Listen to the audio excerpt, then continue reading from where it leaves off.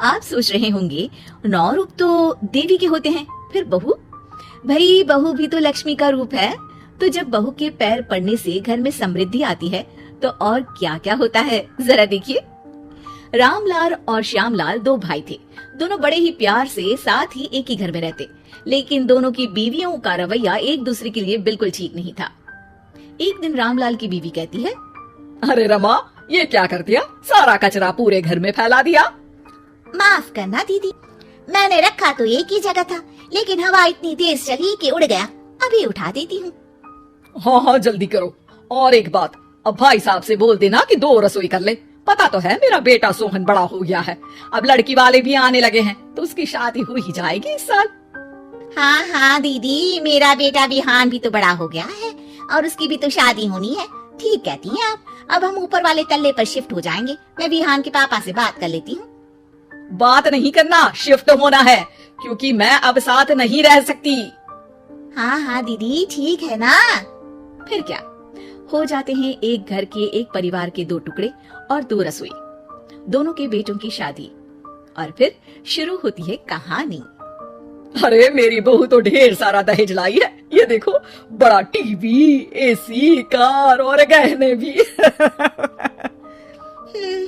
दीदी ये तो बहुत अच्छा है, लेकिन है कहाँ आपकी बहू? अब वो सो रही है, थोड़ी रिजर्व टाइप की है ना, अपने ही कमरे में रहती है और ज्यादा बात भी नहीं करती। तभी रमा की बहू की आवाज आती है, माँ कहाँ है आप? जल्दी आइए, नाश्ता ठंडा हो रहा है और मुझे भी भूख लग रही है। आ रही हूँ बेटा, रुक। दीदी चलूं क्या? ये लड़की मेरे साथ ही बैठकर खाती है, वैसे भी भूख लगाई है। ये बोलकर वो चली जाती है। तभी श्यामा की बहू बाहर आती है और बाहर की ओर जाने लगती है। अरे बहू, कहीं जा रही हो क्या? क्या है माँ जी, बिना बात की ठूका मत करो। जा रही हूँ मैं। वैसे भी मेरे पापा ने कार घर में रखने को तो नहीं दी है ना। अरे नहीं नहीं बेटा, बिल्कुल बिल्कुल, घूमो घूमो। मैं तो कहती हूँ मुझे भी साथ लेकर जाया करो, शादी घुमा करेंगे। अरे नहीं नहीं, मैं आपके साथ बिल्कुल भी कंफर्टेबल नहीं हूँ। वैसे भी मैं शॉपिंग में जा रही हूँ, कहाँ आपको टांगती फिरूंगी। ये बोलकर श्यामा की बहू निकल जाती है। तभी उसके कान में ऊपर वाले तल्ले से हंसने की आवाज आती है। अरे ये कौन इतनी जोर जोर से हंस रहा है? ऊपर जाती है, जहाँ वो देखती है कि रमा और उसकी बहू साथ बैठकर बातें कर रही होती हैं। फिर तो मम्मी जी इतना मजा आया कि मैं क्या बताऊं। हाँ हाँ बहू, सुनने में ही हंसी नहीं रुक रही। तू तो वहाँ मौजूद थी। तभी दोनों की नजर श्यामा पर पड़ती है। अरे ताई जी आइए ना, आइए। वो उनके पैर छूती है और फिर चाय बनाकर लाती है। श्यामा अकड़ कर कहती है, अरे नहीं नहीं, मैं चाय वाय नहीं पीती, बस हंसने की आवाज आ रही थी तो सोचा बता दूं कि टीवी की आवाज धीमी कर लो। अरे टीवी, वो देखो दीदी, धूल खा रहा है, वक्त ही नहीं मिलता देखने का। बहू के साथ वक्त कैसे बीत जाता है, इसकी बातें और किस्से कहानी किसी सीरियल से कम नहीं होते। श्यामा को खुशहाल रमा को देखकर जलन होती है। हाँ हाँ, मैं तो तंग आ जाती हूँ इतनी सारी बातें करके, मुझे तो सुकून पसंद है। ये कहकर श्यामा चली जाती है। अगले दिन रमा अपनी बहू के साथ घर से जा रही होती है कि तभी दरवाजे में श्यामा उन्हें टोकती है। अरे कहाँ जा रही हो दोनों? अरे देखिए ना दीदी, इसे शॉपिंग करने जाना था।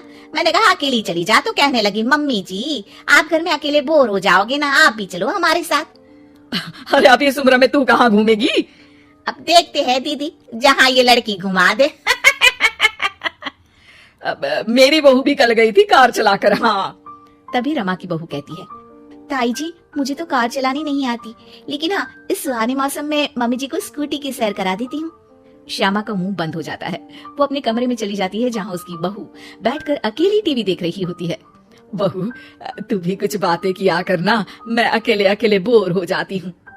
तो क्या मैं यहाँ आपको एंटरटेन करने आई हूँ? देखिए मम्मी जी, मैं तो सिर्फ ये कहना चाहती हूँ कि ये टीवी मेरे पापा ने दी थी, तो ये टीवी कल तक मेरे कमरे में लग जानी चाहिए, समझिए आप। ये बोलकर वो वहाँ से चली जाती है।